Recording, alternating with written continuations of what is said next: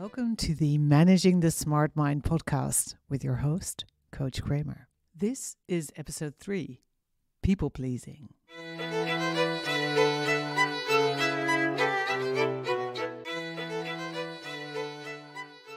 Now today, I'm going to talk about something all humans do. Not just the specifically smart ones, although they're very good at it. And that's people pleasing. And it all kind of ties back to the primitive programming I talked about on an earlier podcast. Our brain thinks we're going to die if we get cast out of the tribe, if we rock the boat, if we speak up, if we say no. Now, if you believe that saying no is going to kill you, then people-pleasing is a pretty smart strategy. And if you stood out a lot growing up, like a lot of smart people, it was probably what kept you relatively safe. It could have been an amazing coping strategy. But unchecked people-pleasing actually hollows the core of who you really are and eventually leads to burnout and even depression. So no, we don't want to keep people-pleasing as we grow up and become adults. But what does people-pleasing actually look like? Well, here are a couple of examples, and I'm sure you can find plenty on your own from your own life experience, but here are some of mine. Someone jumps the grocery queue to get in front of you, and they say, "You don't mind, do you?" And you do, but you just smile politely, maybe whilst seething on the inside. A colleague or manager asks you to take on an extra project. You're so smart, you do this in half the time anyway. And you know you already have more than a full workload, but you still say yes. Or maybe, like me, you're incredibly unproductive after 3 p.m. You'd much rather stop working around that time and start again after 7. And you're confident you can get your work done, but you decide that even asking for this will make you seem weird or entitled or both. So you keep forcing yourself to at least seem productive in the afternoon. Or maybe an assistant or a contractor is late on delivering a project. But instead of speaking up, you just let it slide, even though you don't like it. Or maybe the school asks you to organize their annual charity do, or part of it. You have neither the time nor the inclination, or maybe, like in my case, the social skills, but you feel like you cannot say no. So you say yes. Or maybe you're speaking at an event and the organizers have invited you to a pre-event dinner with sponsors, local dignitaries, etc. You know that you do not have the bandwidth for this, that if you want to deliver an amazing keynote, you need to spend the evening alone in your hotel room. But you're afraid to upset people, so you join anyway. Or how about this? A restaurant has added an extra £1 to the bill for charity, their charity. You don't like it, but you're afraid to make a fuss. And this is actually not my example. It comes from my amazing friend and colleague, Jane Gunn. I'll leave a link to her LinkedIn article about this in the show notes. And here's a different example. This is not about requests, but about speaking up. Let's say someone makes a very inappropriate remark to you or someone else in your presence, and you don't speak up. You're afraid to rock the boat. You decide to let it slide. Or maybe you want to apply for a promotion, but your manager has told you that, no, you are indispensable. They cannot do without you. If you leave now, everything will fall to pieces. So you decide to stay for another 6 months and another until you have a very long grey beard. It's time for retirement. All right, seriously, what all of these have in common is that you're out of integrity with your deeper self. And because of that, these interactions tend to leave you with a kind of hollow, disappointed feeling, despite the praise or appreciation you may get from others. You're actually showing yourself that you do not have your own back, that you don't stand up for yourself and your needs. And this, in turn, constantly undermines your confidence. Not in one go, but day by day, all that people-pleasing actually adds up. It can even lead you to believe that you don't know what you really want. More about that in a later episode. But for now, trust me, you do. Now, some of my clients don't even realize they're people-pleasing, and it may be the same for you.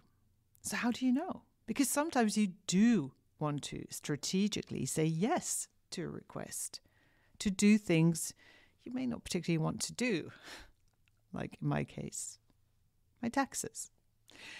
So how do you separate the two? It's actually the way you feel. Yeah, it's not about decision trees. It's about how you feel about your decision. When I say yes to something I don't particularly feel like doing, but I know and I like my reason for saying yes, I actually feel solid.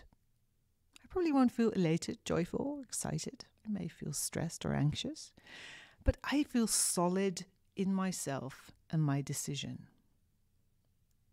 Now, if instead I'm people-pleasing, I may feel a quick hit of relief because someone likes and appreciates me. That's lovely and wonderful.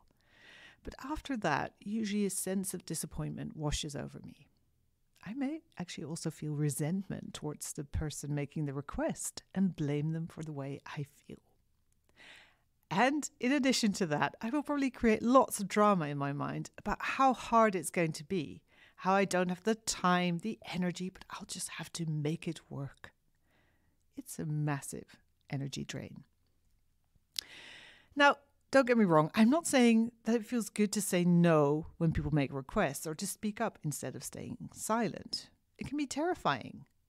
I regularly have a very elevated heart rate, massive desire to run away and hide, to be somewhere else, anywhere, instead of saying no to a person. But I also know that's just the primitive programming. And I know the massive cost of people-pleasing, so I am willing to feel that discomfort. It's a price I'm willing to pay for being in integrity with myself and strengthening my self-confidence. So if you're a people pleaser, here is how you stop. And remember, there is probably a lifetime of conditioning going on here, so go easy on yourself. Rome wasn't built in a day. First of all, I want you to start noticing all the requests and expectations you're unconsciously complying with. Whether it's calling your mum, doing overtime at work, picking up groceries for a needy neighbor. Do you actually want to do this? Or are you just people-pleasing? Once you have your awareness, start deciding. Is this actually a yes or is it a no? Do I want this? Do I want to do this? And do I like my reasons? Now, the next step is the hardest. It is to communicate your new decision. And don't forget the fourth. You have to actually stick with it. Don't let yourself be dissuaded, guilted, manipulated into doing something you don't want to do. Now, communicating a loving no can be hard, but it can be loving, right? It doesn't need to be no. And how dare you ask? It can be, I love you and no, or thank you for asking and no, or I really respect you and no. And it can be incredibly uncomfortable, not just in your mind. You can actually have an intense physical freak out. Sounds fun, right? But this discomfort is exactly what you need to feel to stay in integrity with yourself. So rather than avoiding the discomfort, the physical freak out, actually expect it. Welcome it in. You can even notice and name it, right? Oh, my heart is beating really fast. I feel uncomfortable. That creates a nice kind of distance to keep you from actually physically running away. You will not die. It will just feel awful. It's just a feeling. And doing this is actually the gateway to freedom and total self-trust. And it may seem like a hard sell, right? I'm here saying to you, oh, I want you to do this thing. It's going to be awful. But it's totally worth the price you pay. Because basically, it frees up so much time and energy, and it makes sure that when you do things, you actually want to do them. And you don't have all this energy, resentment, all the things. It's the best thing ever. So if that is something you'd like to work on with an experienced coach, I can help you. You can reach out to me via my website, coachkramer.org, or send me a message on LinkedIn.